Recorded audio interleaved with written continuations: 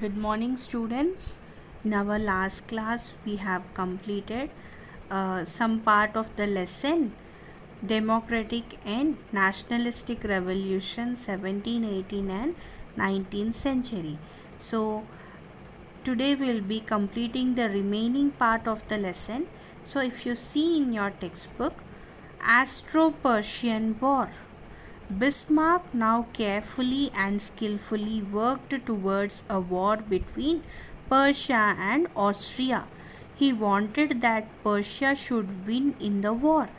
He wanted Austria to be alone and without friends. He had already won Russia's friendship. He made friendship with Napoleon of France and requested him for a neutrality in the case of Persian War with Austria. In return of this, Bismarck promised France that they would accept for the France expansion towards Rhine. He also won Italian support to give Venetia to Italians in case of Persian victory over Austria. So, what did this Bismarck do? Bismarck was carefully and skillfully worked towards war between Prussia and Austria. So, for that, what he was doing? He wanted that Prussia should win in the war. So, for that, he wanted Austria. So, what he want? He want Prussia to win in the war, and Austria. He wanted Austria to be alone, and means alone without any friends. So for that, what he was doing, he had already won Russians friendship, and he made friendship with Napoleon of France, and he requested for a neutrality in the case of Persian war with Austria, to support him in the war. For that, in return, what did he promised? Bismarck promised France that they would accept for the France expansion towards Rhine. So, and also he won Italian support, means already he was having Russia's friendship. Along with that, he took Napoleon's support from France, and also he already won Italians support to give Venetia to Italians in case of Persian victory over Austria. So when Austria brought Schleswig and Holstein question before the German Diet, Bismarck objected for the Austrian move and called it a breach of truth by Austria and moved Persian forces into Holstein. So what happened when Austria brought Schleswig and Holstein question before German Diet? So when they questioned about these two states before the German Diet, Bismarck objected for the Austrian move and called it a breach of trust by Austria, and he moved Persian forces into Holstein. So Austria regarded Prussia as the aggressor and asked Federal Diet to send federal forces against Prussia. A war broke out on 3rd July 1866 CE, and Austria was defeated in the hands of Prussia. Austria had to withdraw back, for Austrian troops of about 150,000 were sent to defend Venetia against Italians. Thus, with the army divided, Austria was defeated at Sadova. Prussians marched towards Vienna, Schleswig, Holstein, Hanover, Hesse-Kassel, and parts of Hesse-Darmstadt and the city of Frankfurt were annexed by Prussia. All these were the parts of North German Confederation. So what happened? Austria regarded Persia as the aggressor and asked for Federal Diet to send federal forces against Persia. For Persia, there was support of Russia, France, and Italy. But whereas for Austria, it don't have any friends. It was alone. So it asked Federal Diet to send federal forces against Persia. So for that, a war broke out on which day? 3rd July 1866 CE. So, and Austria was defeated in the hands of Persia. So, Austria had to withdraw back. For Austrian troops of about 150,000 were sent to defend Venetia against Italians. So, thus, with the army divided, Austria was defeated at where? Sadova. So, Persians marched towards Vienna, Schleswig and Holstein, Hanover, Hesse-Kassel and parts of Hesse-Darmstadt and the city of Frankfurt were annexed by Persia.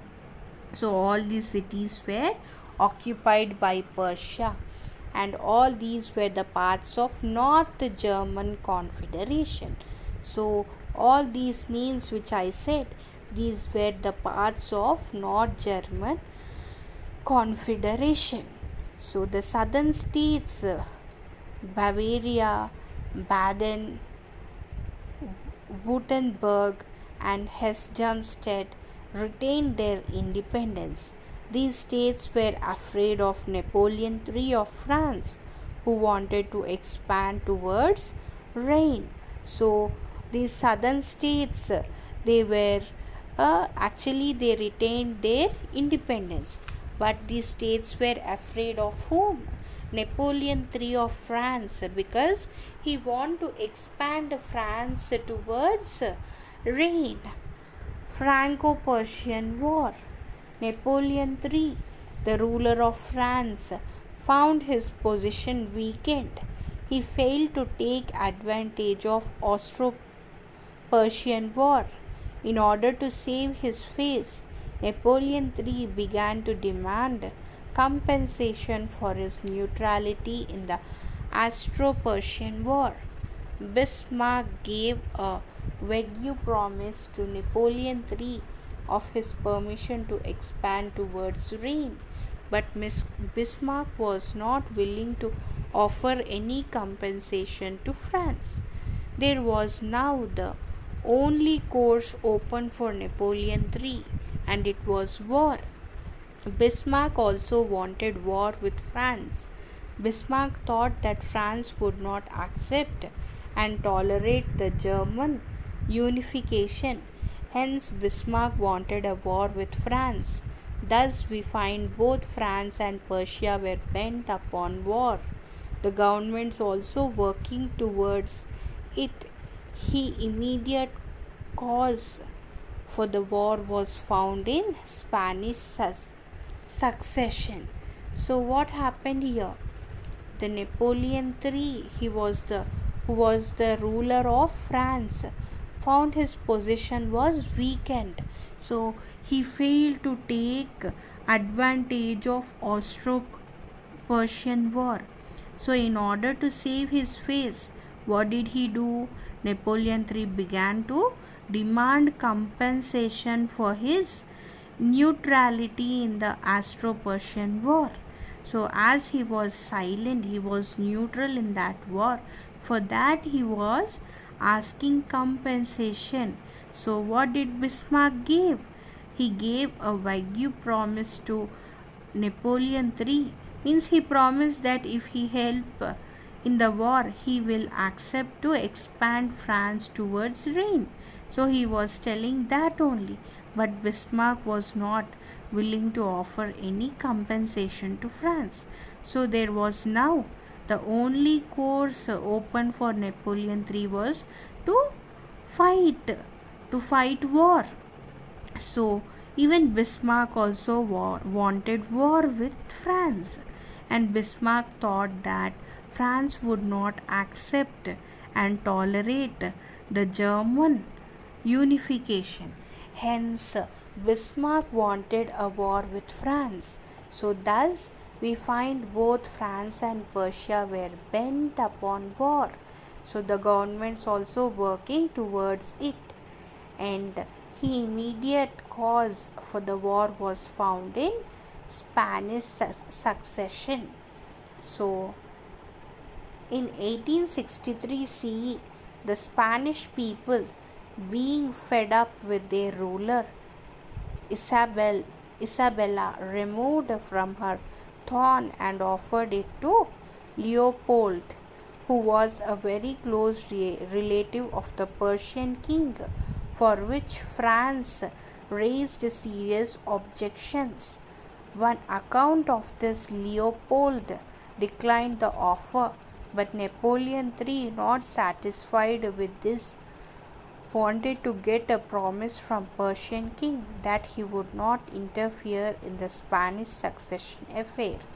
The Persian king rejected the wish of Napoleon III and sent the whole message through a telegram from the city of Ems to Bismarck, who was stationed at Berlin. The content of the telegram was manipulated by Bismarck in such a way that it would create hatred between the people of Persia and France against each other. This resulted in a war between France and Persia. The war was lasted for 6 months. This resulted in Persian forces defeated French forces, and Napoleon III, having been terribly lost in several battles, surrendered to Persians with about 1 lakh soldiers. So what happened? In 1863, the Spanish people, they were being fed up with their ruler, means they were not satisfied with their ruler. Who was the ruler? Isabella. So they have removed from her throne and they offered it to Leopold. He was a very close relative of the Persian king. So for which French raised some serious objections. So on account of this, Leopold declined the, what did he do? He declined the offer. But Napoleon III was not satisfied with this, wanted to get a promise from Persian king. What was the promise he was wanting? So he wanted the Persian king not to interfere in the Spanish succession affair. But the Persian king rejected the wish of the Napoleon III, and he sent the whole message through a telegram from the city of Ems to Bismarck. So what happened when he sent the telegram? Who was stationed at Berlin. So it was stationed, means it was stopped at Berlin. So there the content of the telegram was manipulated, means changed by Bismarck in such a way that it would create hatred between Persia and France, so against each other. So it resulted, what did it result in? It resulted in a war between France and Persia. So the war was lasted for 6 months. Means for 6 months they were fighting, and Persian forces defeated French forces, and Napoleon III, he was being terribly lost in several battles, means in several wars he was losing.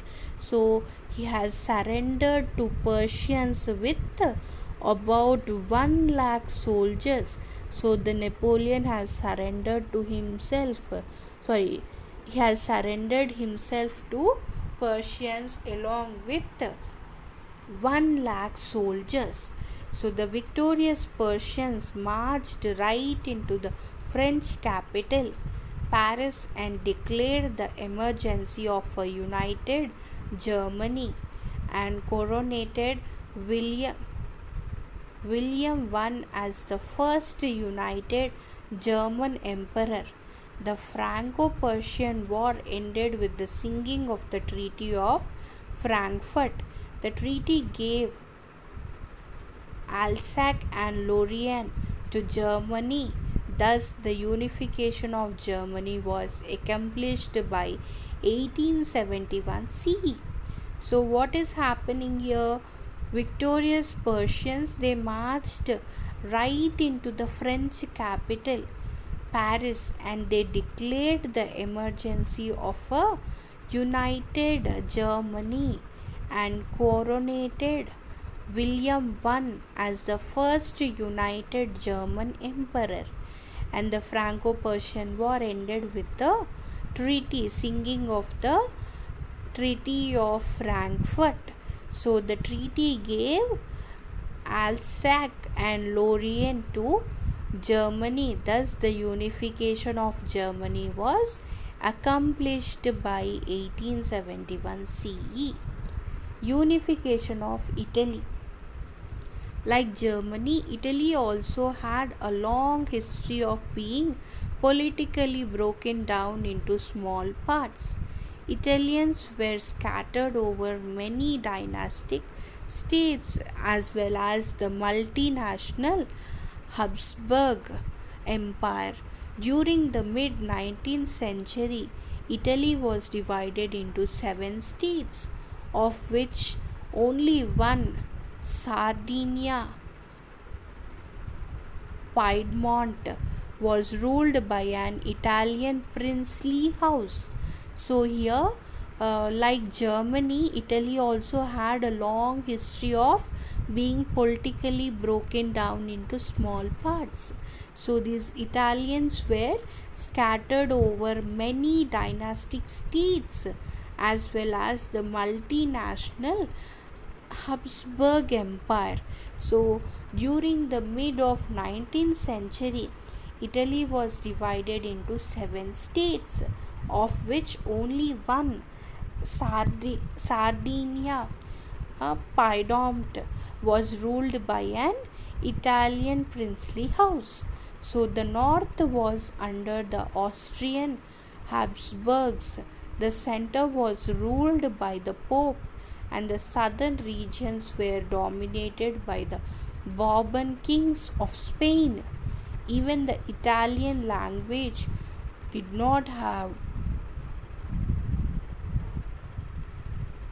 one common form and still had many regional and local variations.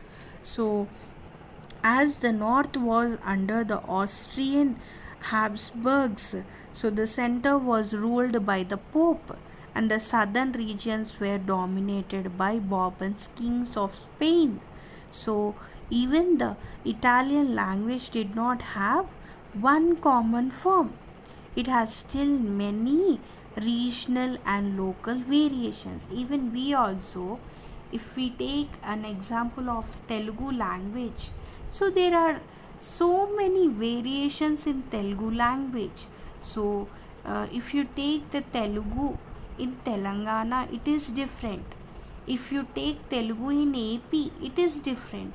If you see within our own state also, the Telugu what we speak in our area is different from the Telugu which is spoken in the areas like Karimnagar, Warangal. Their slang is somewhat different. Though it is Telugu, there is a difference. So like that only, here also there was many variations and regional and local variations were present in this Italian language. So during the 1830s, Giuseppe Mazzini had tried to put together a program for uniting Italy into an Italian republic. He had also formed a secret society called Young Italy for achieving this goal. But the revolution in 1830 and 1848 CE had failed. So this meant that now Sardinia, Piedmont under its ruler king Victor Emmanuel too had to unify the Italian states through war.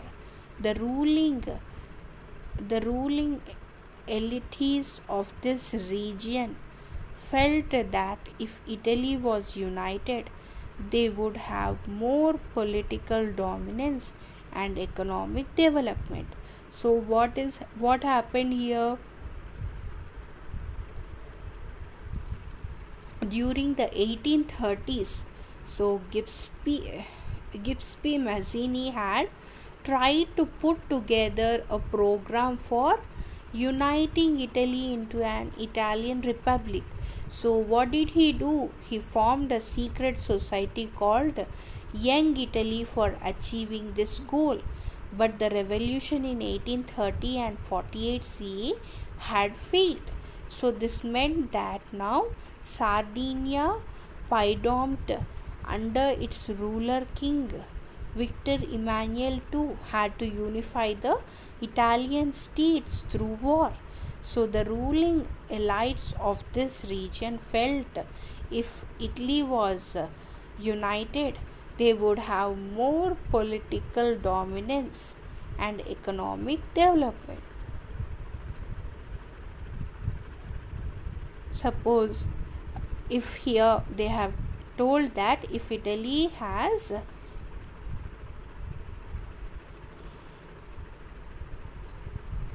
the ruling elites of this region felt that if Italy was united, they would have more political dominance and economic development.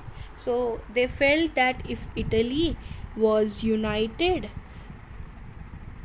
they thought that they will be having more political dominance and economic development.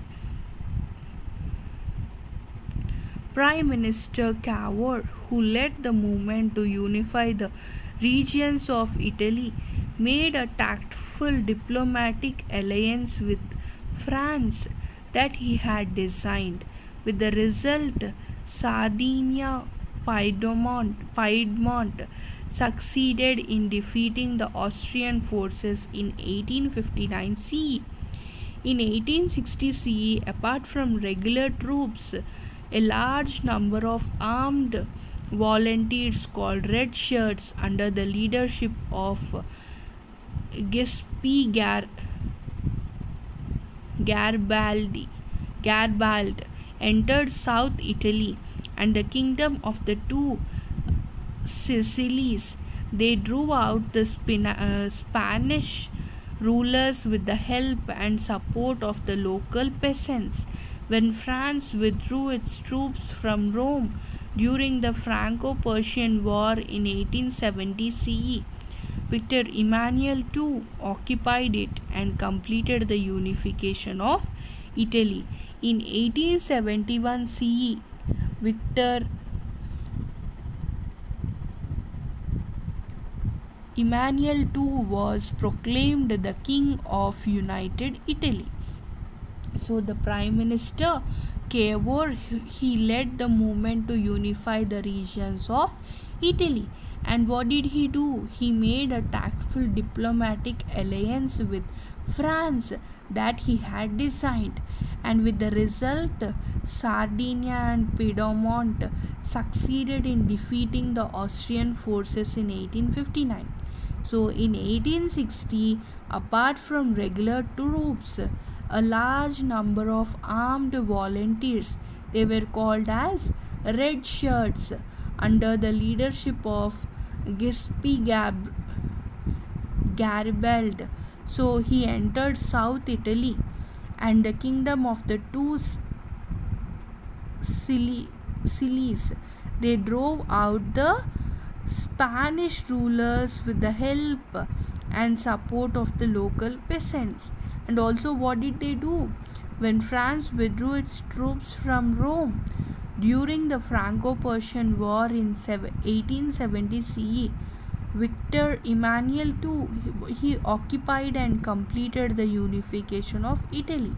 So in 1871, Victor Emmanuel was proclaimed the King of United Italy.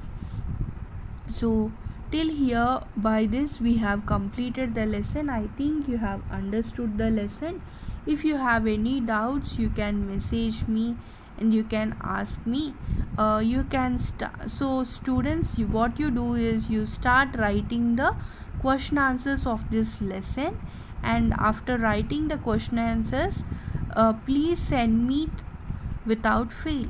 So we'll be completing the remaining part of the lesson in the next session. Thank you. Have a good day.